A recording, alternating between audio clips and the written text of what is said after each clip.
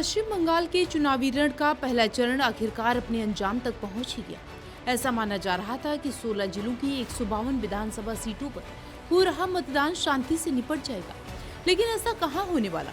मुर्शिदाबाद, कूचबिहार, दुर्गापुर और सिलीगुड़ी जैसे क्षेत्रों से आई झड़प की खबरों ने माहौल को और ज्यादा गर्म कर दिया, जिसके बाद एक्शन में आए चुनाव आयोग ने जिलों के डीएम और आला अधिकारियों से रिपोर्ट तक मांग ली।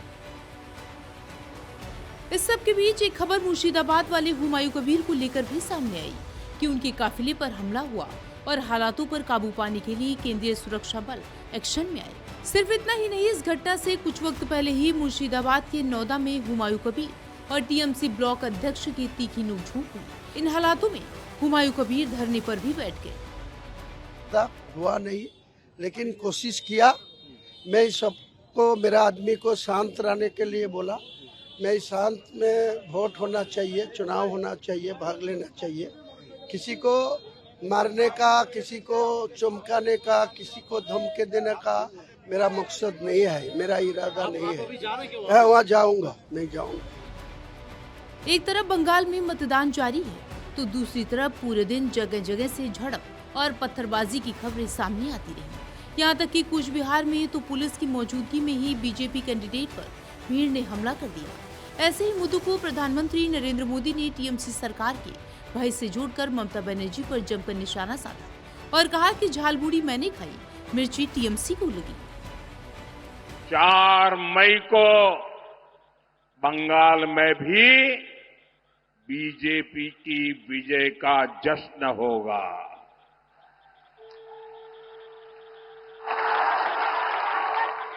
मिठाई भी बटेगी और झालमुड़ी भी बांटी जाएगी। वैसे मैंने सुना है कि झालमुड़ी ने भी कुछ लोगों को जन्नाटेदार झटका दिया है। झालमुड़ी मैंने खाई, लेकिन झाल टीएमसी को लगी है। एक तरफ प्रधानमंत्री नरेंद्र मोदी टीएमसी पर हमलावर दिखे, तो दूसरी तरफ राहुल गांधी के एक बयान में टीएमसी नेताओं का पारा जरूर बढ़ा दिया। राहुल गांधी ने टीएमसी पर ही सवाल खड़ा कर दिया और कहा कि ममता बनर्जी की गलतियों की वजह से बीजेपी पश्चिम बंगाल में घुस पाई। उन्होंने ये भी दावा किया कि ममता बनर्जी की कमजोरियों की वजह से बीजेपी मजबूत हो रही है।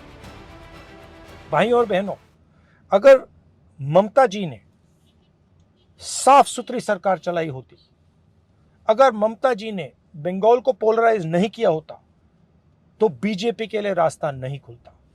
भाई और बहनों, कांग्रेस पार्टी बीजेपी से लड़ती है और बीजेपी जानती है कि कांग्रेस पार्टी ही बीजेपी को रोक सकती। इस पूरे रण में राहुल गांधी के बयान, प्रधानमंत्री मोदी के वार और बंगाल में बने हालातों के बीच ममता बनर्जी अब अकेली नजर आ रही और राहुल गांधी के इस बयान ने सियासी गलियारों में शायद दबे शब्दों में ये ऐलान तो नहीं कर दिया कि ममता बनर्जी सत्ता से विदाई लेने वाली है। ये तो वक्त ही बताएगा। कुल मिलाकर पहले चरण में 16 जिलों की 152 सीटों पर मतदान हो गया और मतदान की घनघोर वोटिंग पर सवाल यही है कि बंगाल में खेला होने जा रहा है।